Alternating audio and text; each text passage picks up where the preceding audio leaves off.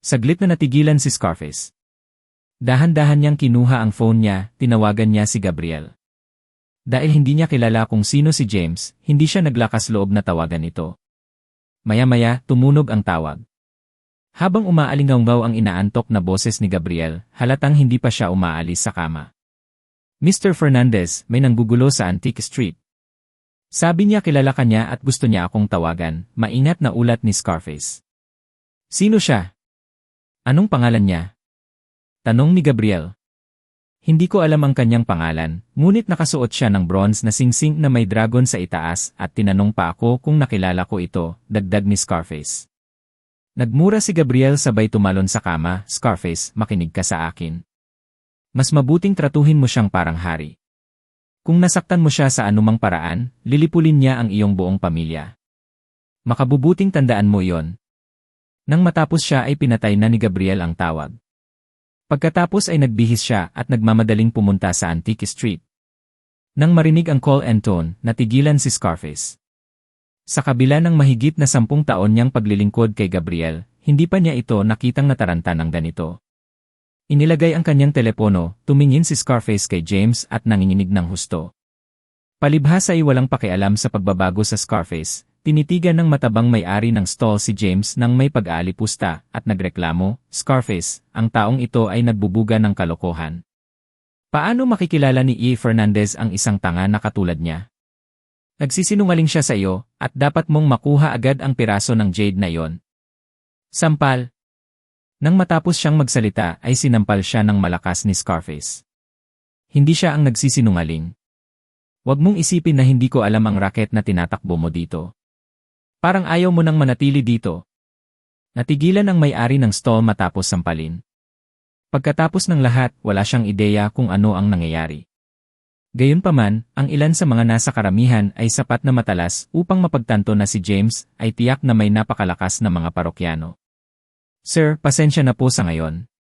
Mangyaring magpahinga saglit dahil malapit nang dumating si Mr. Fernandez, paghingi ng paumanhin ni Scarface sa isang nakakaakit na tono. Hindi niya nakilala si James at hindi niya alam na siya ang pinuno ng Dragon Sect.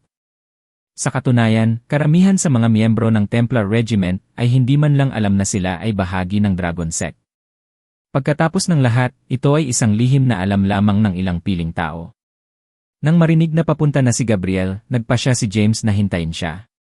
Alam niya na ang bulag na paghahanap para sa espiritual na brush at cinnabar rosary ay hindi makakarating sa kanya. Dahil si Gabriel ang namamahala sa Antique Street, tiyak na magiging pamilyar siya sa mga tinda na ibinebenta doon. Kaya, nagpasya si James na tanungin siya tungkol dito. Ano pa ang hinihintay mo? Kumuha ka ng upuan para maupo ang ating natatanging bisita. Malakas na sinipa ni Scarface ang binti ng may-ari ng stall. Okay. Nataranta ang may-ari ng stall nang kumuha siya ng upuan mula sa silid para kay James. Makalipas ang mahigit 10 minuto, biglang huminto ang isang sasakyan. Sa sandaling bumukas ang pinto, mabilis na tumakbo si Gabriel. Nang makita ng mga tao si Gabriel, isa-isa nilang ibinaba ang kanilang mga ulo, hindi naglakas loob na tumingala. Nang makarating si Gabriel sa harap ni James, he remarked while breathing heavily, "Nilo, Mr. Alvarez, please let me know ahead of time sa susunod na punta mo dito. Alam na alam ko ang lugar at maaari kitang samahan sa iyong pagbisita." Nagbabrowse lang ako, malinaw na sagot ni James at tumingin kay Scarface at nagtanong, Scarface, anong nangyari? Hindi talaga sigurado sa sarili, ikinuwento ni Scarface ang lahat ng alam niya na hindi tanga si Gabriel at mabilis niyang naintindihan ang sitwasyon. Damn it, how dare he go around manloko ng iba sa pangalan ko? Nagmura si Gabriel. Sirahin ang kanyang stall at itapon siya pagkatapos mabali ang kanyang mga paa. Pasulong, siya ay ipinagbabawal na tumuntong sa Antique Street. Sa sobrang pagkabigla, bumagsak ang may-ari ng tindahan sa lupa. Mr. Fernandez, maawa kayo. Sa kabila ng patuloy na pagmamakaawa, ang kanyang mga pagsusumamo ay nabingi. Hindi nagtagal, isang masakit na sigaw ang umalingaw-ngaw. Pagkatapos noon, nadala na siya sa eksena. Ang lahat, lalo na ang iba pang may-ari ng tindahan na nang-aaway kay James, ay natakot kaya nawalan ng kulay ang kanilang mga mukha. Ang ilan ay umihi pa ng kanilang pantalon. Scarface, alisin mo ang karamihan. Walang makikita dito, utos ni Gabriel.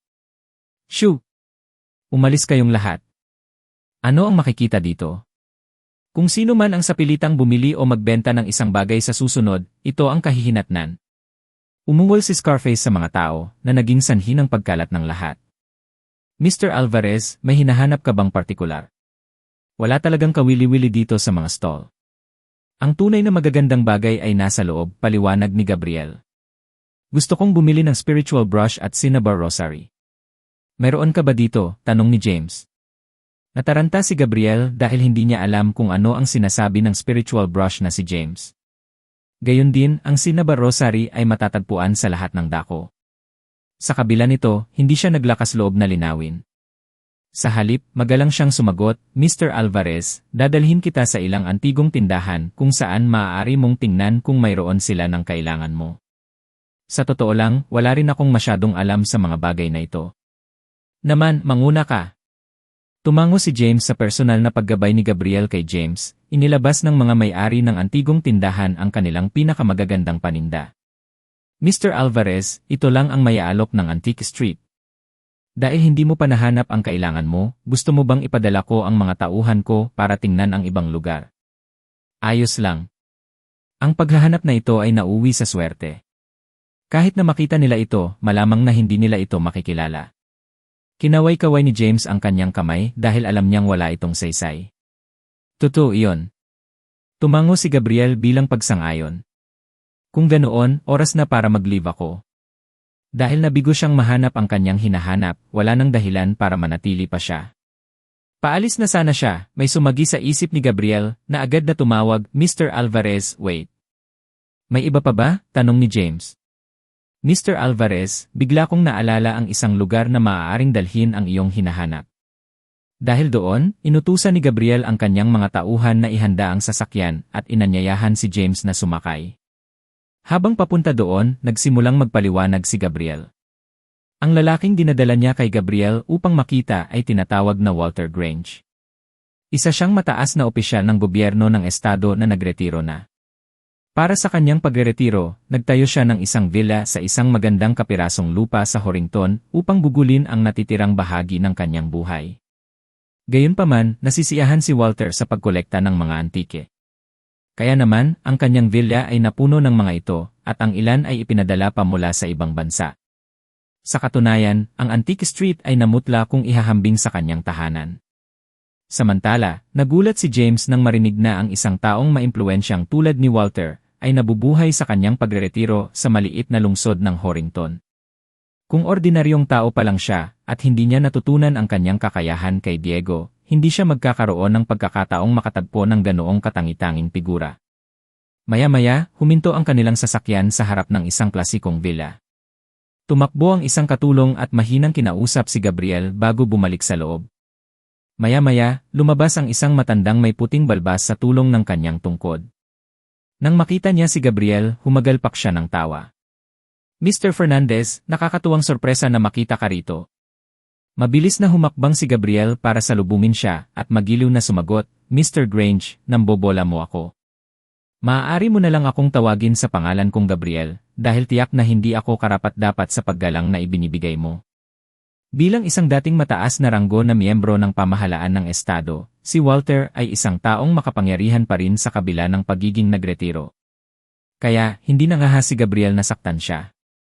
Pagkatapos makipagpalitan ng kasiyahan, tumingin si Walter kay James at pinagmasdan siya. He then asked, Mr. Fernandez, mukhang hindi pamilyar ang lalaking ito. Siya ito si Mr. Alvarez. Sana hindi ako nagpapahalata sa pagdadala sa kanya dito para makita ka, sabay paliwanag ni Gabriel. Nagliwanag ang tingin ni Walter na may pagtataka sa pagpapahalagang ipinakita ni Gabriel kay James sa kabila. Kanyang murang edad. Gayunpaman, ito ay tumagal lamang ng panandaliang sandali habang siya ay mabilis na nakabawi. Pakiusap, pumasok ka. Tumango lang si Walter kay James para batiin. Mula sa kanyang pananaw, ang tanging dahilan kung bakit nirerespeto ni Gabriel si James ay dahil mayaman at makapangyarihan ang kanyang pamilya, at tiyak na hindi dahil sa sariling kakayahan ni James. Sa sandaling pumasok si James sa villa kasama si Gabriel, naramdaman niya ang matinding pagdagsa ng espiritual na enerhiya. Sa hardin, nakita niya ang isang kumpol ng mga puno na may napakakapal na mga putot. Napakalaki ng mga ito na hinarangan nila ang karamihan sa sikat ng araw. Habang patuloy silang naglalakad papasok, nakita niya ang isang magandang disenyong landscape na kumpleto sa isang pavilion na itinayo gamit ang klasikal na arkitektura. Mr. Grange, ang iyong mga puno ay talagang lumana, hindi ba? Hindi napigilan ni James na magtanong dahil ramdam na ramdam niya ang surge of spiritual energy na nagmumula sa kanila. Mr. Alvarez, ang mga punong ito ay daan-daang taong gulang na. Sila ang dahilan kung bakit itinayo ni Mr. Grange ang kanyang villa dito, paliwanag ni Gabriel. Tumango si James, na sa wakas ay naunawaan na kung bakit pinili ni Walter na magretiro sa Horrington sa kabila ng pagiging simple nitong lungsod. Ang mga lugar na puno ng espiritual na enerhiya ay talagang napakahusay para mabuhay sa katandaan. Dahil sa espiritual na enerhiya, nagawa ng isa na talunin ang mga epekto ng pagtanda. Pagkaraan ng paglalakad sa isang pasilyo, dumating ang grupo. Ito ay puno ng mga antigong kasangkapan, bawat isa sa kanila ay hindi bababa sa 100 taong gulang. May dragon throne pa nga sa gitna ng hall na may 9 na higanting dragon na nakaukit dito. Sa pamamagitan ng isang gintong hagis na nakabalot dito, ang trono ay parang palaging ginagamit. Nakatitig sa dragon throne, napakunot ang noo ni James dito. Please, umupo ka na. Kaswal na ikinaway ni Walter ang kanyang kamay bago umupo sa trono. Nang makaupo na sina Gabriel at James, inutusan ni Walter ang kanyang mga katulong na maghain ng kape. Mr. Fernandez, kung ano man ang kailangan mo ng tulong ko, please go ahead and speak your mind. Halatang alam ni Walter na may gusto si Gabriel. Pagkatapos tumingin si Gabriel sa direksyon ni James, ipinaliwanag ni James, dahil alam namin na mahilig ka sa pagkolekta ng mga antike, gusto kong itanong kung mayroon kang anumang mga espiritual na brush dito. Ang uri na ginamit ng mga sikat na iskolar noong unang panahon. Gayon din, naghahanap ako ng Cinnabar Rosario na puno ng sariwang dugo ng hayop. Espiritual na brush? Napakunot ang noo ni Walter sa pag-iisip, Mr. Grange. Tiyak na hindi namin ito hinihiling ng libre. Hanggat mayroon ka nito, handa akong bayaran ang anumang halaga na iyong pangalanan. Mabilis na pinawi ni Gabriel ang anumang pagdududa ni Walter, hindi na kailangan yon. Napangiti si Walter, kung mayroon ako, wala akong pakialam na ibigay ito sa iyo. Kung tutuusin, walang silbi sa akin ang pera. Totoo yan. Talagang walang kabuluhan ang pera sa iyo. Paulit-ulit na tumango si Gabriel. Ang mga calligraphy brush ay likas na nagagamit. Sa makatuwid, halos imposibleng makahanap ng isa na matagal nang natitira. Tungkol naman sa mga Cinnabar Rosario na puno ng sariwang dugo ng hayop, wala pa akong narinig na ganyan dati. Sa kabila ng pag-iling ng kanyang ulo, nagpatuloy si Walter, pagkasabi niyan, marahil ay maaari mo silang hanapin sa isang monasteryo. Kung tutuusin, madalas silang ginagamit ng mga pari doon para gumuhit ng mga selyo para sa mga ritual ng exorcism. Dahil dito, ang kanilang mga calligraphy brush ay maaaring naglalaman din ng ilang espiritualidad. Tuwang-tuwa si James nang marinig ang mga salita ni Walter, dahil nakalimutan na niya ang ideya na ang mga brush ng kaligrapya na ginamit ng mga pari ay tiyak na mapupuno ng espiritualidad. Malaki ang posibilidad na makakahanap din siya ng Cinnabar Rosary doon. Kaya naman, ang kailangan lang niyang gawin ay maghanap ng monasteryo sa halip na tumakbo sa buong Antique Street para sa kanyang paghahanap. Mr. Grange, salamat sa iyong paggabay. Tumayo si James at yumuko. Tawa ng tawa si Walter. Huwag mong banggitin. Ito ay walang iba kundi isang kaswal na pahayag. Mr. Grange, excuse me for asking, pero saan nanggaling ang dragon throne mo? Tanong ni James. Oh, masasabi mo kung gaano ka-espesyal ang tronong ito. Puno ng pagmamalaki, ipinaliwanag ni Walter, gumastos ako ng malaking pera para mabili ang upuang ito mula sa ibang bansa. Ito ay isang tunay na dragon throne mula sa isa sa mga sinaunang dinastya. Ang emperador noon ay nakaupo doon. Dahan-dahang pinasadahan ni Walter ang kanyang mga daliri sa trono. Ang dragon throne ay isang simbolo ng katayuan ng isang tao. Bagaman maraming nakolektang antigo si Walter, malinaw na paborito niya ang trono. Araw-araw, upo siya dito at madarama ang otoridad ng isang emperador. Mr. Grange, gusto kong payuhan ka na sunugin mo ang dragon throne para mas mabuhay ka pa, pangungumbinsi ni James. Anong ibig mong sabihin? Nagsalubong ang kilay ni Walter sa sinabi ni James. Isinusumpa mo ba ako hanggang kamatayan? Galit na galit si Walter. Kung hindi dahil kay Gabriel, hindi rin magiging karapat-dapat si James na pumasok sa kanyang villa grounds. At gayunpaman, siya ngayon ay nagbubuga ng mga masasamang salita sa kanya. Mr. Grange, please calm down. Mr. Alvarez must have his reasons for saying that. Tumayo si Gabriel para palamigin si Walter. Tapos lumingon siya kay James. Mr. Alvarez, you can be frank with us. After all, Mr. Grange is no outsider. Natural na alam ni Gabriel na si James ay isang taong may kakayahan. Kung hindi, walang paraan para siya ang maging pinuno ng Dragon Sect. Anak, kung hindi mo ako mabigyan ng magandang dahilan, walang makakapagligtas sa iyo. Ngumuso, tumayo si Walter mula sa Dragon Throne. Nakangiting paliwanag ni James, ang Dragon Throne ay pag-aari ng isang emperador mula sa isang sinaunang dinastya. Sa kasamaang palad, ito ay natatakpan ng isang mapaghiganti na aura. Kung tama ang hula ko, isang emperador ang namatay sa mismong tronong ito noon. Walang ibang dahilan kung bakit ito mabahira ng labis na puot kung hindi. Ang dahilan kung bakit wala kang nararamdaman habang nakaupo ay dahil ang espiritual na enerhiya sa loob ng buong lugar na ito ay nakakonsentrate dito. Kaya naman, pinipigilan nito ang aura ng Dragon Throne sa ngayon. Ngunit sa ngayon, ang 9 na dragon sa trono ay napuno ng puot. Kung ipagpapatuloy mo ito, maaari kang mawala sa lalong madaling panahon. Hindi mo ba nakikita na ang mga mata ng mga dragon ay nagsimulang umitim? Ang mga salita ni James ay nagpalamig sa gulugod ni Walter at nag-udyok sa kanya sa pagkilos ng mas malapitan niyang tingnan ang Dragon Throne. Napagtanto niya na ang 9 na ulo ng dragon ay naging bahagyang itim kumpara sa mga kulay sa natitirang bahagi ng trono. Ang mga ulo ng dragon ay naging itim dahil sa oksihenasyon mula sa paglipas ng panahon. Hindi ito puno ng put. Puro kalokohan lang yan. Putol ni Walter at hinampas ang kamay sa mesa, whatever. James gave a disdainful scoff, nais kong iligtas ang buhay mo bilang kapalit ng patnubay na ibinigay mo. At gayunpaman, hindi mo ito pinahahalagahan. Marahil ito ang nakalaan sa iyo ng kapalaran. Maaaring okay na ang pakiramdam mo ngayon, ngunit nagkakaroon ka ng mga bangungot gabi-gabi nang hindi bababa sa 1 buwan. Sa bangungot mo, sinisiksik ka ng sawa, dahilan para masuffocate ka hanggang sa magising ka. With that, tumalikod si James at umalis, Mr. Alvarez. Nahihiya ang mukha, tumakbo si Gabriel sa kanya samantala. Natigilan si Walter sa sinabi ni James na hindi ko sinabi kahit kanino ang tungkol sa mga panaginip ko. Tawag ni Walter habang hinahabol din si James. Anong problema? Natamaan ba ako sa ulo? Ngumisi si James. Sa wakas, tumango si Walter sa kahihiyan.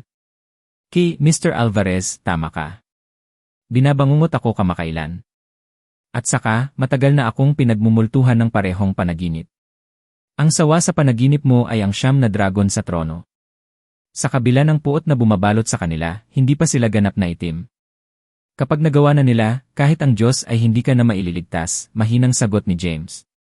Kung ganoon, ano ang dapat kong gawin? Buong tiwala si Walter kay James noon na sunog ang Dragon Throne. Hindi mo rin magagamit ang anumang ordinaryong apoy. Sa halip, kailangan mong sunugin ito gamit ang mga papel na tala hanggang wala nang natira, paliwanag ni James. Sa pagtingin sa Dragon Throne, ang mga mata ni Walter ay napuno ng pag-aatubili. Pagkatapos ng lahat, gumugol siya ng malaking pagsisikap na bilhin ito mula sa ibang bansa, at natural na nakaramdam ng kahihiyan na bigla itong sunugin. Kaya, muli niyang tinanong si James, Mr. Alvarez, maliban sa pagsunog sa Dragon Throne, mayroon pa bang ibang paraan? Meron. Tumango si James. Ang kailangan ko lang gawin ay kunin ang puot ng Dragon Throne at sirain ang mapaghiganti na mga dragon. Tuwang-tuwa si Walter nang marinig ang sagot ni James. Kung ganoon, Mr. Alvarez, mangyaring magpatuloy. Bakit kita tutulungan? Sa iyong paningin, ako'y walang iba kundi isang manloloko, panunuya ni James. Kaagad, napuno ng pagsisisi si Walter. Mr. Alvarez, it was no mistake. I didn't know any better and offended you instead. Sana ay huwag mo akong ipaglaban at handang iligtas ang buhay ko. Taimtim na pakiusap ni Walter kasabay nito, na magitan si Gabriel, Mr. Alvarez, hindi sinasadya ni Mr. Grange na insultuhin ka. Sana ay matulungan mo siya dahil magiging kapaki-pakinabang pa rin siya sa atin sa hinaharap. Ang intensyon ni Gabriel ay maaaring maging instrumento sa pagpapalawak ng Templar Regiment sa Horrington sa makatuwid, sa pamamagitan ng pagtulong kay Walter. Si James ay tutulong sa Dragon Sect sa parehong oras. Sa pasulong, kung mayroon kang anumang gamit para sa akin, ako ay nasa serbisyo mo. Nagmamadaling nilinaw ni Walter ang kanyang kinatatayuan. Saka lang tumango si James bilang pagsang-ayon. Sige, tutulungan kitang sirain ang mga dragon. Kasabay nito, umakyat si James sa Dragon Throne. Lumabas ang kamay niya para idiin ang isa sa ulo ng dragon. Sa sumunod na sandali, isang kakaibang eksena ang bumungad. Ang inukit na dragon ay nagsimulang maglabas ng malabong ginintuang kulay. Ang sumunod ay ang tunog ng naghihirap na pag-ungol ng dragon na walang humpay na dumadagundong. Samantala, nagtatakang nakatingin sina Gabriel at Walter. Naiilawan ng gintong liwanag, ang 9 na dragon ay nagsimulang gumalaw at umakyat sa langit. Habang nagbubuga ng itim na ambon ang kanilang mga katawan, galit na galit silang nakatitig kay James, na para bang nabigo nito ang kanilang ingranding plano. Sa isang kisap mata, binalot ng itim na ambon ang buong living hall, dahilan para mahihirapang huminga sina Gabriel at Walter. Kasabay nito, tila naramdaman ng mga siglong puno sa labas ang mga nangyayari at nagsimulang umindayog ng marahas kahit na wala man lang simoy ng hangin. Habang nakanganga ang kanilang mga bibig, kapwa natulala sina Gabriel at Walter nang makita ang mga higanteng dragon. Si Walter, partikular, ay basang-basa na sa pawis. Ang pag-iisip kung paano siya nakaupo sa ibabaw ng isang grupo ng mga demonyong nilalang araw-araw ay naging sanhi ng kanyang panginginig sa takot. Mga dragon na dulot ng galit, umalis ka na. Kalmado ang ekspresyon ni James. Sa isang pitik ng kanyang mga kamay, ang mga sinag ng gintong liwanag ay tumagos sa katawan ng mga dragon. Nagpakawala ng mga dagundong ng desperasyon, ang mga dragon ay nagsimulang maging mga bola ng itim na ambon na pagkatapos ay lumipad patungo kay James. Pagbukas ng kanyang bibig, huminga ng malalim si James upang sipsipin ang itim na ambon sa kanyang tiyan. Sa susunod na sandali, bumalik ang kapayapaan sa sala. Kahanga-hanga ang focus technique ni Diego. Maaari din itong sumipsip at maglilinang ng enerhiya mula sa puot. Natuwa si James sa pag-iisip. Maliban sa paglilinang ng espiritual na enerhiya, ang focus technique ay nagawa rin ito ng may puot at galit na hinihigop ang mga ito upang madagdagan ang lakas ng isang tao. Dahil natunaw ang enerhiya mula sa puot, naramdaman ni James na lumalakas ang kanyang kapangyarihan. Makalipas ang mahabang panahon, tuluyang nakabawi si Walter mula sa kanyang pagkabigla. Mabilis siyang lumapit kay James at yumuko. Salamat, Mr. Alvarez, sa pagligtas sa aking buhay. Hindi ko ito malilimutan. Huwag mo nang banggitin. Ginawa ko lang iyon para sa pansariling interes ko. Kinaway-kaway ni James ang kamay niya. Ang lakas na nakuha niya mula sa puot na hinihigop ay higit pa sa kaya niyang linangin sa loob ng kalahating buwan. Bahagyang nagulat si Walter dahil hindi niya alam ang ibig sabihin ni James. Gayunpaman, hindi na siya nangahas na maghukay pa. Kung tutuusin, marami ang tungkol sa supernatural na mundo na hindi kayang unawain ng mga karaniwang katulad niya. Ibinaling ang kanyang tingin sa Dragon Throne, maingat na nagtanong si Walter, Mr. Alvarez, tungkol sa trono i. Ang Dragon Throne ay naging isang ordinaryong upuan. Maliban sa pagbibigay kasiyahan sa iyong ego, wala itong ibang gamit. Aside, you have to take meticulous care of the old trees in the villa grounds, as they are the key to you living a long and healthy life, James remarked while looking at the trees outside. Isang kahihiyan na hindi mailipat ang mga puno, dahil ang espiritual na enerhiya na ibinubuga nila ay makakatulong sa kanyang pagsasanay. Kung magagawa nila, dinala sila ni James sa tuktok ng burol sa Dragon Bay. CJ. Aalagaan kong mabuti ng mga tauhan ko ang mga puno. Isa pa, patungkol sa spiritual brush at cinnabar rosary, tutulungan din kitang hanapin ang mga ito. Kilalang-kilala ko si Abbot Erasmus ng Lagrange Monastery, at kukunin ko siyang tumulong, alok ni Walter. Salamat, Mr. Grange. Tumango si James. Gabi na, kaya kailangan ko nang umalis. Matapos tingnan ang kanyang relo, napagtanto ni James na halos tanghali na at oras na para umuwi siya para mananghalian. Mr. Alvarez, if you don't mind, why not you lunch here? Kukuha ako agad ng maghahanda, kinakabahang anyaya ni Walter. Isinasaalang-alang ang lubos na paghanga ni Walter para kay James, nais niyang bigyang kasiyahan ang kanyang sarili sa bawat magagamit na pagkakataon. Pagtingin kay Walter, tumango si James bilang pagsang-ayon. Sana hindi ako nagpapakatanga. Hindi naman. Tuwang-tuwa sa tugon ni James, inutusan ni Walter ang kanyang mga katulong na ihanda kaagad ang pagkain. Samantala, sa Horrington Hospital, ang braso ni Larry ay nakabalot sa lambanog habang si Olivia ay nanatili sa kanyang tabi. "Damn that James! Kapag nakarecover na ako, papatayin ko talaga siya," sigaw ni Larry dahil sa frustration. Nabali ang braso ni James, nagulo ang kanyang kasal, at ginawang katatawanan ni Horrington ang pamilya Johnson. Dahil dito, walang paraan na makukuha ni Larry ang lahat ng paghiga na yon. "Leigh, huwag kang magalit. Inutusan ko si Warwick na turuan si James ng leksyon sa pamamagitan ng pagkuha ng mga profesional na manlalaban sa pagkakataong ito. Siguradong bugbugin niya si James hanggang sa mabaliw," sabi ni Olivia habang nagbabalat ng orange. "Kung hindi nakaharang ang pamilya Montenegro, patay na si James." Isang malamig na kislap ang sumilay sa mga mata ni Larry habang naggangalit ang kanyang mga ngipin. Hinawakan niya ang kahel na binalatan ni Olivia at itinapon iyon sa kanyang bibig sa sandaling iyon. Tumunog ang telepono ni Olivia. Pagkasagot nito ay biglang nagbago ang ekspresyon ng mukha niya bago niya pinatay ang tawag. "Sino yon?" tanong ni Larry. "Si Warwick yon. Nabugbog daw sila ni James." "Hindi lang yon, nabali rin yung braso niya." Kumunot ang noo ni Olivia.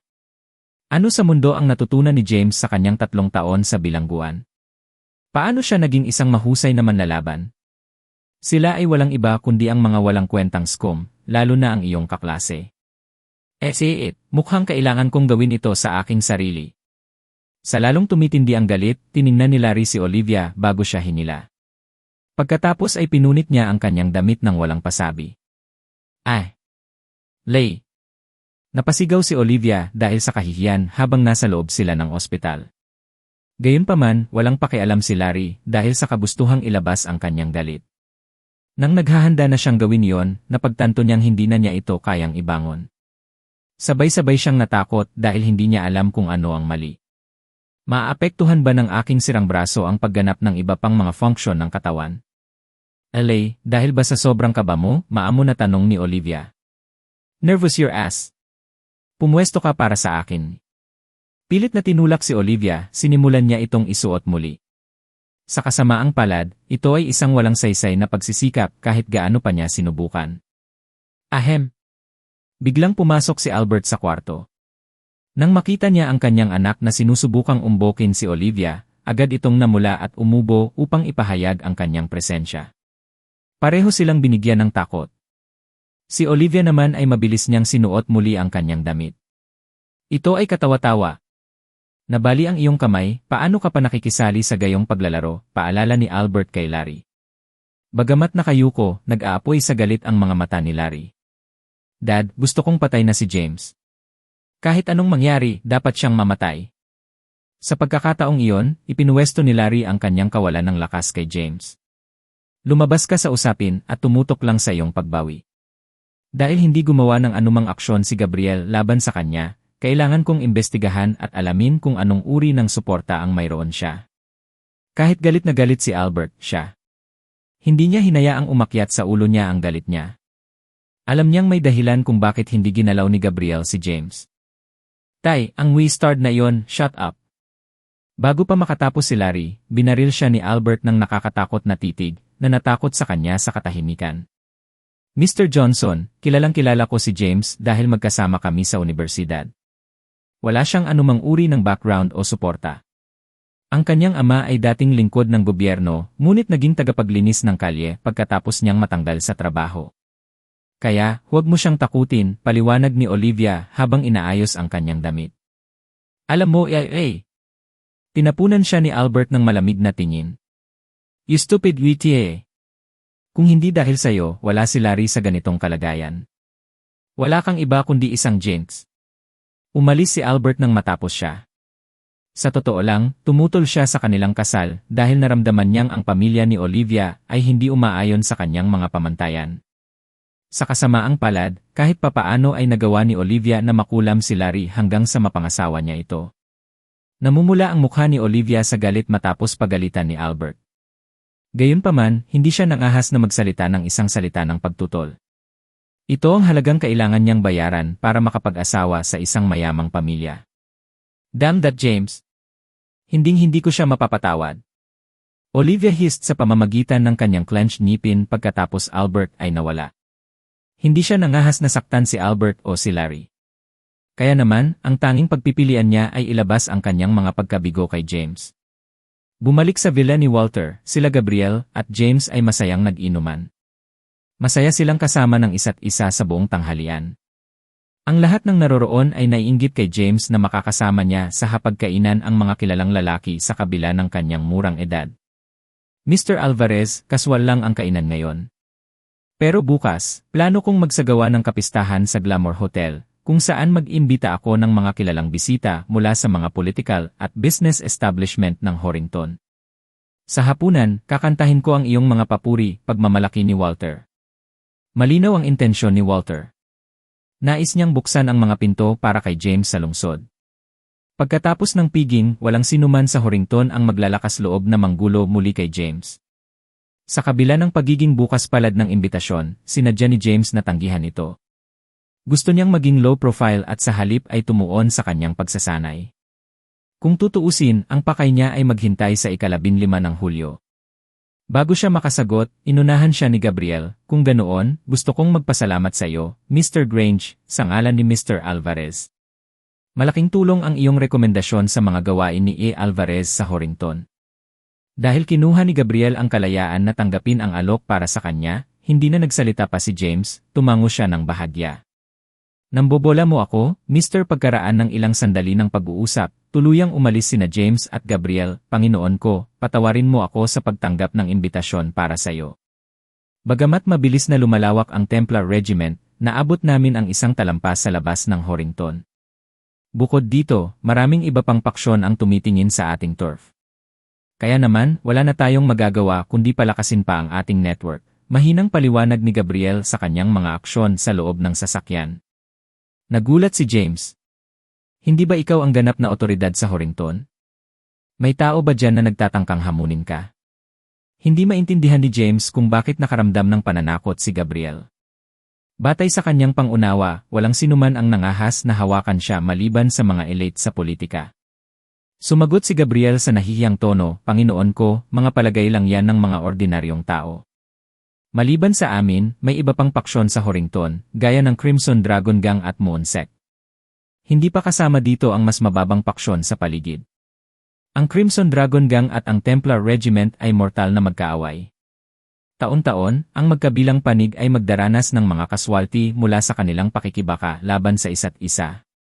Gayunpaman, natutunan ng kanilang leader ng gang, si Stephen Fisher, ang impenetrable skill mula sa kung saan. Kaya lang, natatakot ako na hindi na ako ang kapareha niya. Sa pagtitig kay Gabriel, nakita ni James na mahirap para sa kanya nitong mga nakaraang taon sa kabila ng pagiging kaakit-akit niya sa paningin ng iba. Ang totoo, ang mga taong tulad niya ay nahaharap sa panganib sa bawat araw ng kanilang buhay. Kung may nagdudulot sa iyo ng problema, sabihin mo lang sa akin, sabi ni James. Dahil ang Templar Regiment ay nasa ilalim niya, walang paraan na hindi niya baliwalain ang kanilang mga problema. Natuwa si Gabriel. Based on what you just said, wala na akong kinatatakutan. With you at the forefront, no one will dare stand in your way, let alone someone like Stephen. Nang makita kung paano nilipol ni James ang siyam na mapaghiganti na dragon, humanga si Gabriel kaya lubusan niyang sinamba si James. Nagulat sa pagiging sanay ni Gabriel sa pambobola, napangiti si James. Pagdating ni James sa bahay, wala ang kanyang mga magulang. Naisip niyang mamasyal sila na sa tingin niya ay makakabuti sa kanila. Nang walang sinumang makagambala, nanatili siya sa kanyang silid at ipinagpatuloy ang kanyang pagsasanay. Nang walang pag-aaksaya ng oras, nagsanay siya ng husto sa abot ng kanyang makakaya. Kung tutuusin, hindi siya sigurado kung ano ang kakaharapin niya sa ika-15 ng Hulyo. Bagamat ipinangako sa kanya ni Diego ang isang magandang pagkakataon, nag-aalala siya na maaaring mapanganib din ang pagkakataon.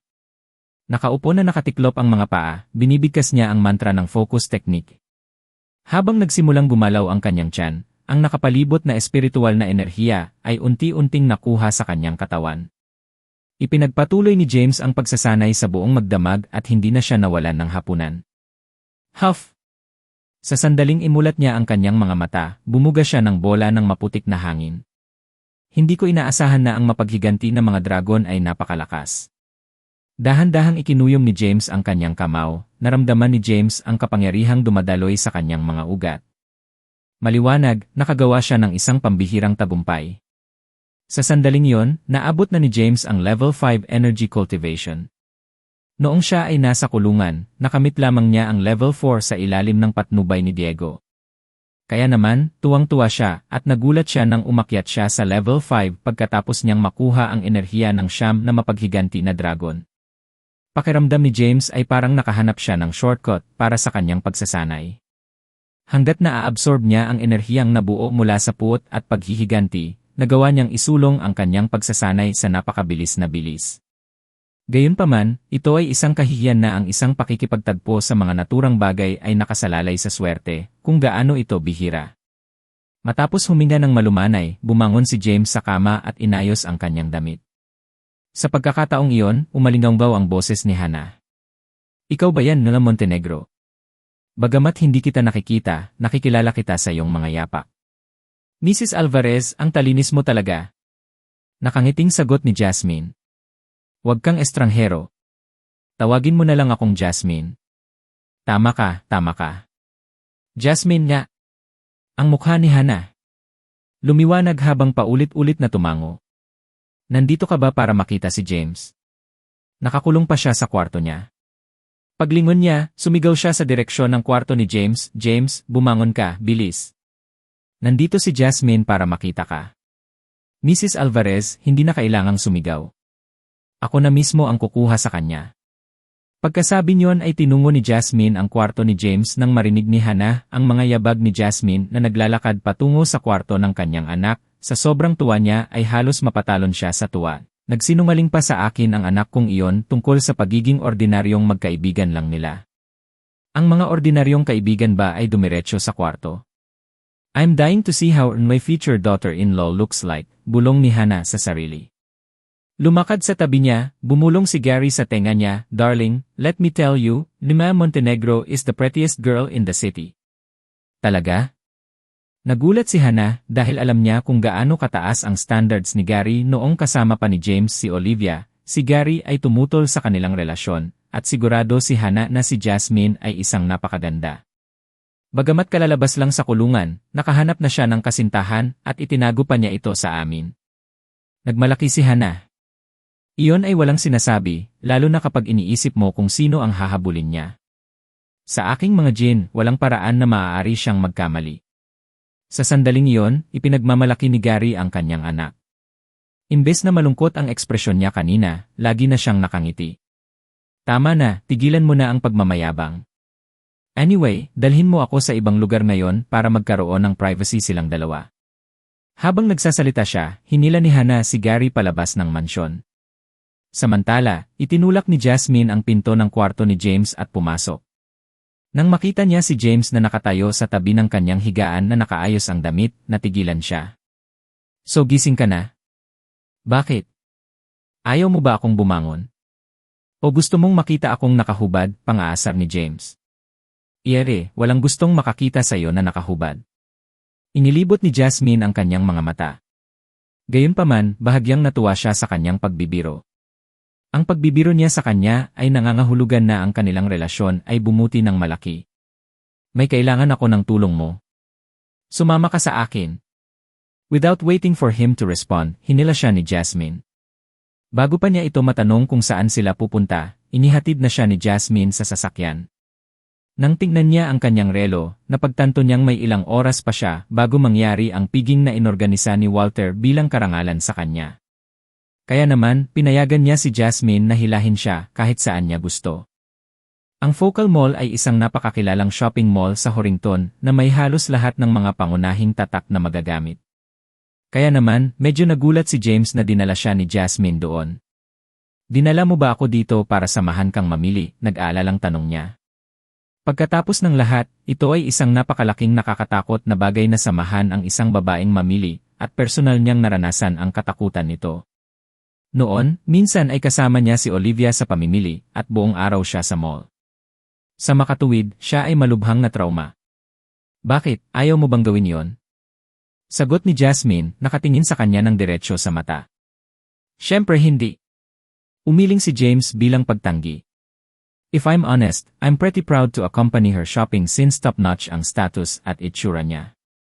Ang hindi mabilang na mga lalaki ay may inggit sa akin para sa pagkuha ng tulad ng isang babae samahan habang siya ay namimili. But then, may gagawin ako sa tanghali. Nangako na ako na makikipagkita ako kay Walter, kaya hindi ko siya kayang panindigan. Mayroon akong prior appointment sa tanghali, kaya natatakot ako na baka malate ako, matapat na sagot ni James. Wala akong pakialam kung anong appointment mo, ngunit ang paunahing gawain mo ngayon ay samahan ako habang namimili ako. Pagkasabi nun ay hinila siya ni Jasmine papasok ng mall. Mayroong isang nakasisilaw na hanay ng mga produkto, ngunit hinila siya ni Jasmine patungo sa seksyong nagbebenta ng mga damit na panlalaki bago itinaas ang kamiseta ng kamiseta sa harap niya. May balak ka bang bilhan ako ng damit? Nagtatakang bulalas ni James. Sino pa ba ang bibilhan ko ng damit? Putok-putok na ang aparador ko sa bahay. Si Jasmine ay hindi umiimik habang siya ay nagsasalita. Ang kanyang mga kamay ay nagliligpit sa mga damit. Sa huli, pumili siya ng suit at inilagay sa kamay niya. Pumunta at subukan ito. Saglit na nakaugat sa lugar si James habang hawak ang suit. Nang makita niya yon, sinabi niya, "Ethan, hinihintay mo ba akong pumunta sa fitting room kasama ka at tulungan ka dito?" "Hindi, ayos lang." Umiling-iling si James habang nagmamadaling pumasok sa fitting room. Nang makita ang takot na ekspresyon nito, humagikik si Jasmine, lalong lumaki ang lambing sa mga mata nito. Nang lumabas si James na nakasuit, biglang nagningning ang mga mata niya. Tiningnan niya ito ng taas-baba bago nagkomento ng may pagtataka, "Hindi ko ine-expect na may potential ka pala. Mas gwapo ka pala kapag nakasuit." Napansin ni James ang paghanga sa kanyang mga titig, hindi napigilan ni James na tingnan ang sarili sa salamin at napagtanto niya na talagang mas kapansin-pansin siya. Mula nang mabilanggo siya at magsimulang magsanay kasama si Diego, ang pagnanais niya sa materyal na mga bagay ay nawala sa paglipas ng panahon. Sa kabila ng pagkakaroon ng kaunting pera matapos makalaya sa kulungan, suot pa rin niya ang dati niyang damit. Ang pagbabago ng wardrobe ay hindi kailanman sumagi sa kanyang isipan dahil ang pagsasanay ay mas mabuting paggamit ng kanyang oras kaysa sa pamimili ng mga damit. "Anong balak mong ipagawa sa akin? Attend ng kasal?" tanong niya. "Bahala ka. Mas mahalaga pa ito kaysa sa kasal." Hinila siya, binilhan siya ni Jasmine ng sapatos at relo na naging isang maputi at gwapong lalaki. Payagan lang siya ni James na kaladka rin siya, sumabay sa agos. Habang patuloy sila sa pamimili, dumami ang mga bagay sa kanya. Hindi lamang siya binilhan ni Jasmine ng kurbata at sinturon, ngunit gumastos pa siya ng 10,000 para ibili siya ng maliit na lighter. Sa kabuuan, ang buong grupo ni James ay nagkakahalaga ng hindi bababa sa 100,000. Hindi ka ba medyo mayabang dito? Nagsisimula pang ang makaramdam ng kaba si James na maglakad-lakad habang suot ang gayong mamahaling damit. Hindi ko talaga maintindihan ang mentalidad ng mga mayayaman na tulad niya. Ano ang silbi ng paggastos ng daan-daang libo upang bumili ng suit at 10,000 sa isang lighter? Nope, not at all. Masyadong malas ang suot mo noong nakaraan. Hindi na ako papayag na magbihis ka ng ganyan sa hinaharap o pagtatawanan ako ng mga tao, kalmadong sagot ni Jasmine. Ngunit pagkatapos niyang magsalita, bigla niyang napagtanto ang pagkadulas niya ng dila. Sabay-sabay, pulang-pula ang mukha niya. Samantala, napangiti naman ang labi ni James nang marinig iyon. "Bakit ka tinatawanan ng mga tao kung marumi ang pananamit ko?" Sa tanong na yon, lalong nag-init ang mukha ni Jasmine. Shooting him a glare, she snapped, "I've already asked to be your girlfriend in public, kaya natural na kukunin ako ng mga tao sa salita ko. Hindi mo lang ba ako ikinahihiya kung manamit ka ng hindi maganda? Okay, this matter is now closed. I'm going to the washroom, so wait for me here." Nagmamadali siyang umalis pagkatapos gumawa ng dahilan. Nakangiting tumayo si James at hinintay si Jasmine. Maraming mga babae na nakakita sa kanya nang dumaan sila ay hindi maiiwasang tumalikod at nagnakaw ng isa pang sulyap sa kanya. Lumapit pa sa kanya ang ilan sa kanila at humingi ng kontak, ngunit tinanggihan niya silang lahat. Nagkataon namang nagsa-shopping din sina Olivia at Juliet sa kabilang side ng mall. Nandagalaiti pa rin pagkatapos nahatakin sa mga uling noong nakaraang araw, nagplano si Olivia na mag-shopping upang pasayahin ang sarili. "Bilis, tingnan mo, Olivia.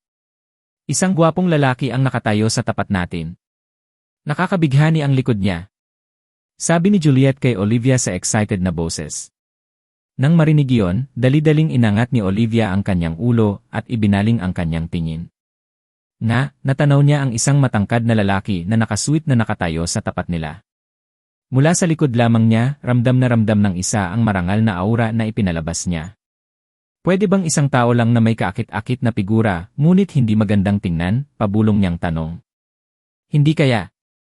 Nararamdaman ko na talagang gwapo siyang lalaki. Nakuha mo na si Mr. Johnson, kaya ipaubaya mo sa akin ang napakagandang specimen na ito, Olivia. Hindi pa natatapos sa pagsasalita si Juliet, ay sabik na siyang sumugod. Na-curious din si Olivia, kaya naman agad siyang sumunod. May hinihintay ka ba, gwapo? Tanong ni Juliet, umuusad at tinapik ang balikat ng lalaki. Ngunit sa sandaling lumingon ang lalaki, parehong nataranta sina Juliet at Olivia. Ay, James? Bakit ikaw? Bulalas ni Juliet na may gulat na nakasulat sa buong mukha niya. Nagulat din si Olivia dahil hindi pa niya nakita ang ganitong side ni James sa kabila ng ilang taon na niyang nakasama. Mukhang nakakagawa talaga ng damit ang lalaki. Bakit hindi? Ngumisi si James nang makitang sina Juliet at Olivia yon. Paano mo napatronize ang mall na ito? Ang mga bagay dito ay sobrang mahal. Tanong ni Juliet na may nagtatakang ekspresyon. Napakamahal ng mga produkto sa mall na ito kaya hindi kayang mamili dito ang mga ordinaryong tao. Sa kanyang paningin, ang background ng kanyang pamilya ay malayo sa average, kaya walang saysay na lalabas siya sa mall. Saka, ang suot niyang damit ay parang may halaga. Ito ba ang mall ng pamilya mo? Maaari ko itong ipatronize anumang oras na gusto kong gawin ito. Walang humpay na sagot ni James na iniwan siyang tulala. Hindi ka makakagawa ng sutla na pitaka sa taingan ng baboy, James. Hindi ka kailanman magiging isang mataas na katayuan kahit nabihisan mo ang bahagi. Nakakahiya na bumili ng ilang imitasyon na suit sa isang lugar at pumunta dito sa pag-asang makakabit. Bah! Tinuloy ni Olivia ang pagdura sa lalaki. Bago pa makapagsalita si James ay humakbang na si Jasmine. Wala kang kinalaman yan, bastos ka. Punasan mo ang dumi mo sa kanya. Utos ni Jasmine sabay turo sa dura sa damit niya na may frosty expression. Nang makita siya ni Olivia, bumaka sa kanyang mga mata ang pagkabalisa. Crap! Bilang anak ng pinakamayamang tao sa Horrington, wala akong halaga kung ikukumpara sa kanya. Gayunpaman, natural na naiinis siya na mapagalitan sa harap ng napakaraming tao sa mall. Hindi lang iyon, pero inutusan din siyang punasan ang damit ni James. Kaya naman, sinubukan pa rin niya ang lahat para mapanatili ang kanyang katahimikan. Mas mabuting bantayan mo ang iyong dila. Itigil mo na ang pagpapabigat mo dahil lang sa tagapagmana ka ng pamilya Montenegro. Sinabi ko sa iyo na punasan mo ito. Bingi ka ba? Sabihin mo, kung sasampalin kita sa mukha ngayon, maglalakas loob ba si Larry na hanapin ako para ipaghiganti ka? Maliwanag sa araw na ang kahanga-hangang aura ni Jasmine ay natakot kay Olivia dahil ang huli ay nagsimulang manginig ng hindi mahahalata. Alam niyang daranasin lang niya ang sampal dahil hindi gagawa ng kaaway si Larry sa pamilya Montenegro para sa kanya. Samantala, tumaas ang sulok ng bibig ni James habang nakatitig sa kanya. Nakatingin lang siya ng nakangisi na walang sinasabi. Gagawin ko. Pupunasan ko.